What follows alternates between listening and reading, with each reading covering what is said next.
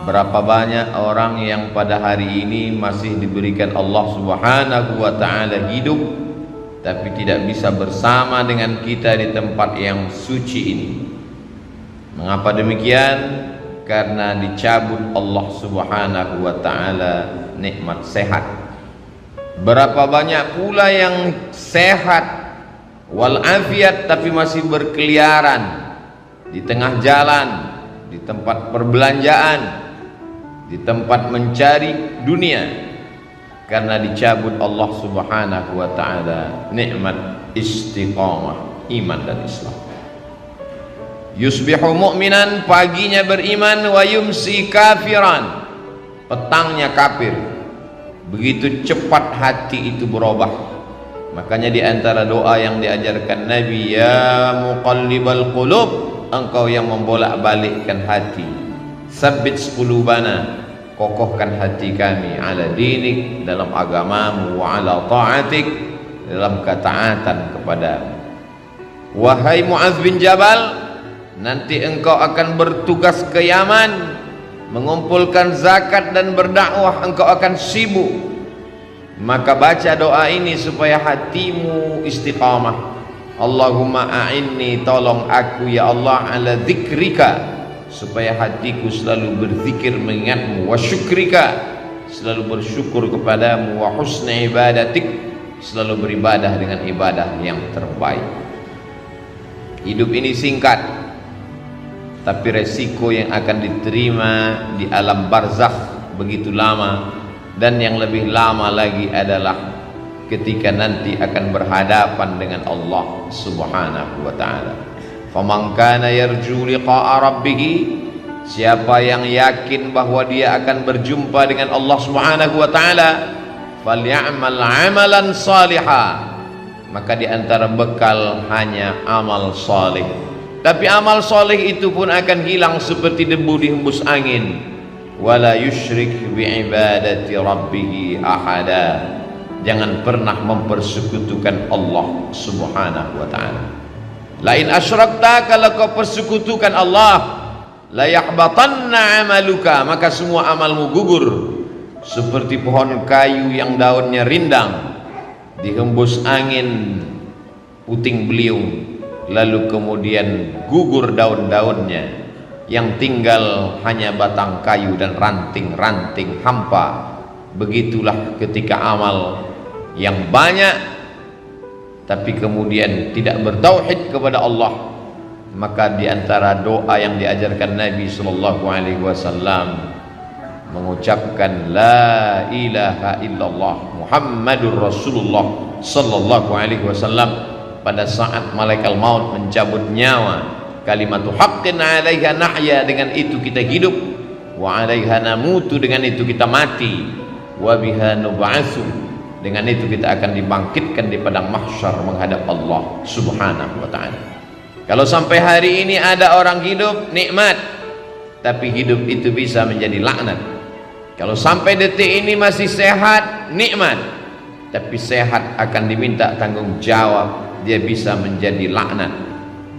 Yang menjadi rahmat adalah ketika mulut masih mengucapkan alhamdulillah wa syukrulillah wala haula wala quwwata illa billah.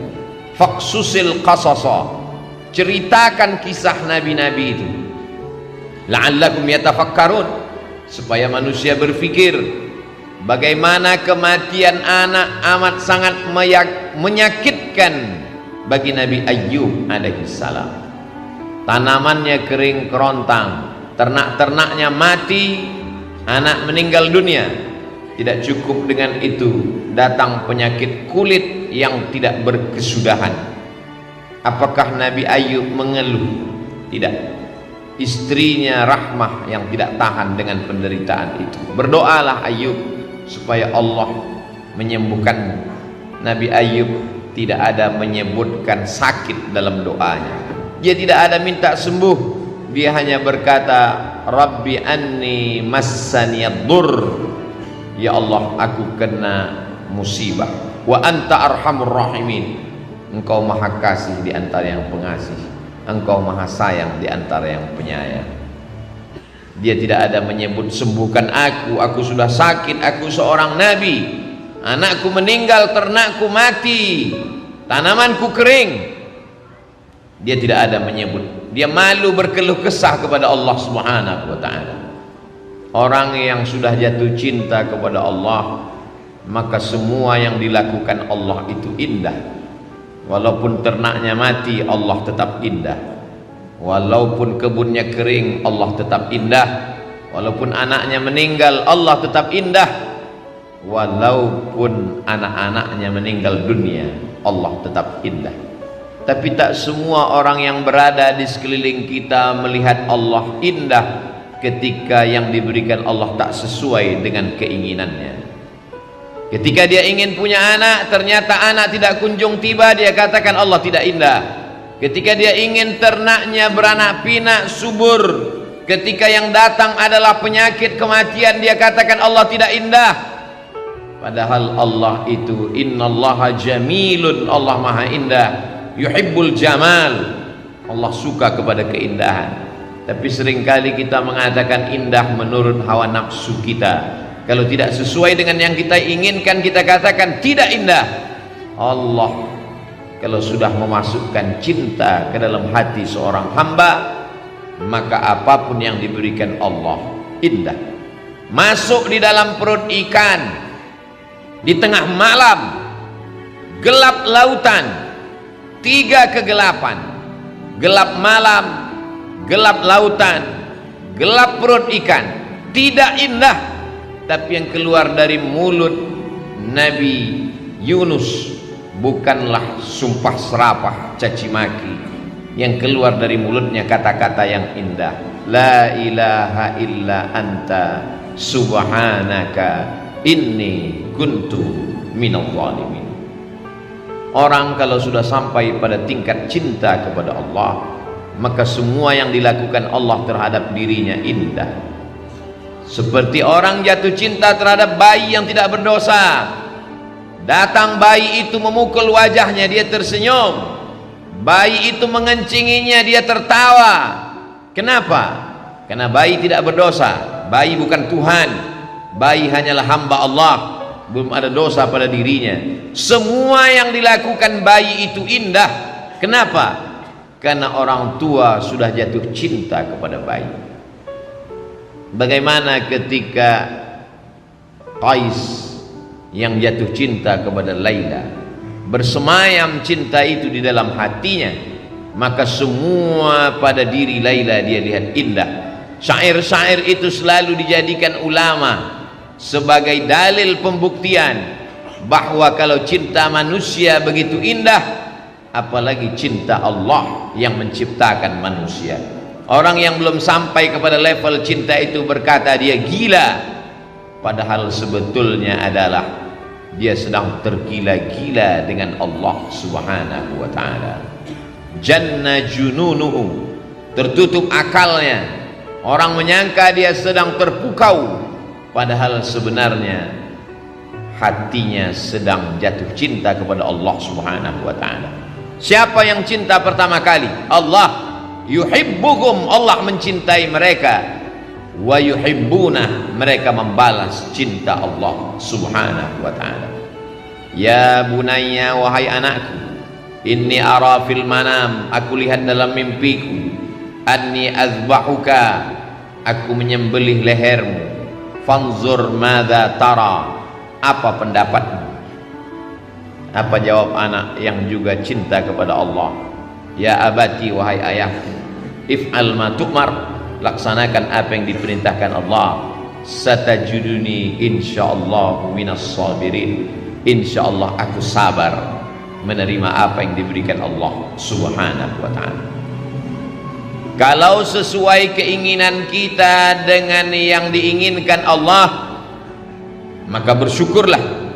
Kalau tidak sesuai yang diharapkan dengan apa yang diberikan Allah, maka bersabarlah. Ajaban li amril mu'min, orang yang percaya kepada Allah itu mengagumkan. In asabathu dharra, in asabathu sarra, kalau yang datang itu menyenangkan hatinya, syakar, dia bersyukur. Kana khairal lahu, itu baik baginya. In asabathu dharra, kalau yang datang itu tidak menyenangkan hatinya, tak sesuai dengan yang diinginkannya, sabar, dia tetap bersabar, kana khairan lahu, itu pun baik baginya. Orang yang bersyukur diberikan Allah, la in syakartum la azidannakum. Orang yang bersabar diberikan Allah, innama yuwaffas sabiruna ajrahum bighairi hisab. Tidak ada yang tidak indah bagi orang yang sampai pada hakikat keindahan Allah. Semua yang dilakukan Allah baik, semua yang diberikan Allah baik, walaupun tidak sesuai seperti yang dia inginkan.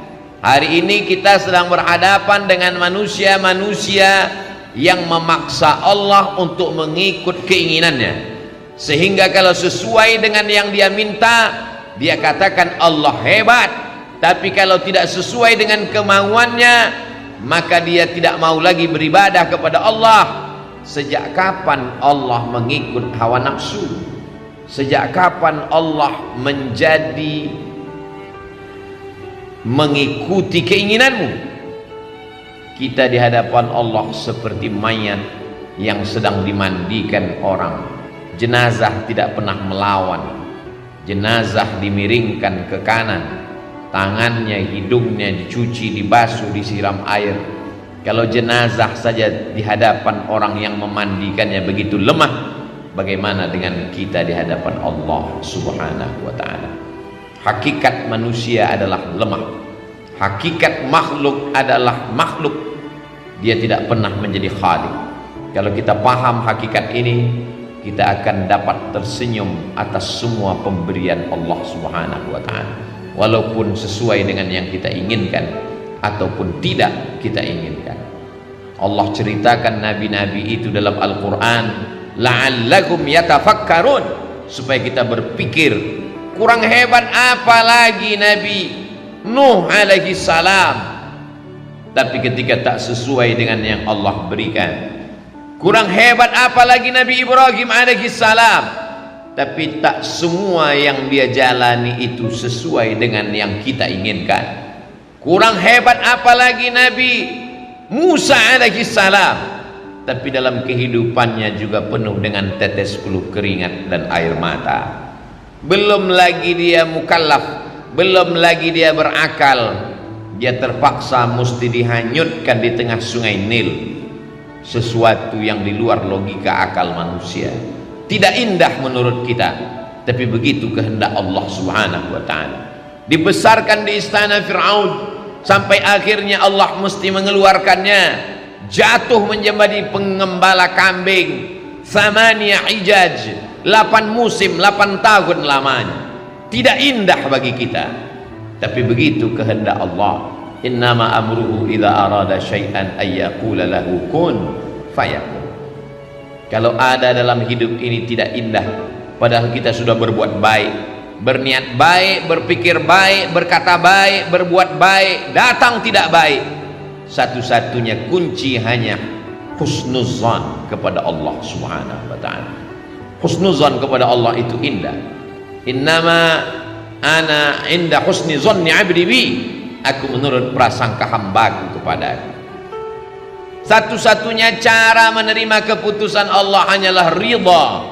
Makanya sebelum matahari terbit kita katakan, raditu billahi rabba, aku ridha engkau sebagai Rabbku, aku ridha engkau sebagai penciptaku, aku ridha engkau sebagai pengatur hidupku. Kuserahkan semuanya kepadaku. Setelah aku berusaha, setelah aku berdoa, setelah aku bertawakal, puncaknya adalah ridha. Hanya orang-orang yang ridha kepada Allah yang diundang menemui Allah. Ya ayyatuhan nafsul mutmainnah, wahai jiwa yang tenang. Mengapa jiwa itu tenang? Karena dia sudah ridha sampai kepada level maqam tertinggi, maqam ridha. Irji'i ila rabbiki, kembalilah engkau menghadap Allah, radiyatan mardiyah, engkau ridha dan Allah pun ridha kepada. Setelah ridha, fadkhuli fi ibadi, masuklah bersama hamba-hambaku yang ridha, wadkhuli jannati, masuklah ke dalam surgaku, karena hanya orang-orang yang ridha kepadaku lah yang masuk ke dalam surga. tapi hati kita belum tentu ridha terhadap semua keputusan Allah. Hati itu keras, hati itu melawan, hati itu berontak. Aku sudah sholat, aku sudah puasa, aku sudah berzikir, aku sudah sedekah, sudah bangun masjid, kenapa tidak sesuai seperti yang kuinginkan? Ada satu yang belum. Mungkin kau sudah ikhlas menggunakan hartamu, mungkin kau sudah tulus menggunakan nyawamu, tapi satu yang belum, kau belum ridha menerima keputusan Allah Subhanahu wa ta'ala. Sehingga ketika orang sudah masuk ke dalam surga, Allah bertanya, "Madza turidun?" Hai penghuni surga, apa yang belum kalian dapat? Jannatin tajri min tahtihal anhar. Surga beserta isinya, taman-taman yang indah, semua sudah dapat. Apa yang belum? Penghuni surga menjawab, ada yang satu yang belum ya Allah. Ridhaka, kami belum dapat ridhamu. Kata Allah, ridhaku hanya diperoleh orang yang ridha menerima segala keputusan. Berat, sakit, tapi dia tetap tersenyum karena dia tahu bahwa yang memberikan ini adalah Allah. Rencana Allah jauh lebih indah. Kata-kata terlalu mudah diucapkan lidah, tapi ketika sampai dalam diri kita, yang membuat kita ridha itu pun hanya Allah Subhanahu wa ta'ala. Kita hanya mampu berkata la haula wala quwwata illa billah. Barakallahu li wa lakum fil Qur'anil azim wa nafa'ani wa iyyakum bima fihi minal ayati wa dzikril hakim wa taqabbala minni wa minkum tilawatahu innahu huwal ghafurur rahim. kulli mujahidin